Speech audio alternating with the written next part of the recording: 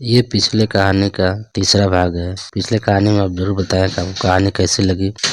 समय बीतता गया। छोटा चरवाहा जो अब बादशाह बन चुका एक दयालु और न्यायप्रिय शासक साबित हुआ। कुछ साल बाद उसने एक पुत्र रत्न की प्राप्ति हुई। पूरा राज्य खुशियों में डूब गया, लेकिन खुशी को जैसे किसी की नजर लग गई। एक रात महल में अजीब सन्नाटा था। सुबह जब रानी राजकुमार को देखने गई तो पालना खाली था। पूरा महल हिल गया। सैनिकों ने चारों ओर खोज शुरू कर दी। कोई सुराग नहीं। दरबार में खबर आई कि सीमा के पास एक बूढ़ा साधु देखा गया। लोगों ने कहा वह कोई साधारण साधु नहीं बल्कि एक तांत्रिक जो शाही बच्चों का अपहरण कर। बादशाह समझ गया अब वक्त आ गया आखिरी सहारे का। उसने लाठी घोड़े का अंतिम बचा हुआ बाल निकाला, धीरे से जलाया। काश लाल होता और घोड़ा प्रकट हुआ। लेकिन इस बार घोड़े ने महाराज यह मेरी आखिरी सेवा होगी। इसके बाद आपको अपनी बुद्धि से राज संभालना होगा। घोड़ा बादशाह को अंधेरी गुफा तक ले गया। अंदर वही तांत्रिक था और उसके पास राजकुमार। तांत्रिक हंसा, तुम्हारे पिता के घोड़ों की ताकत खत्म हो चुकी है। लेकिन बादशाह डरा नहीं।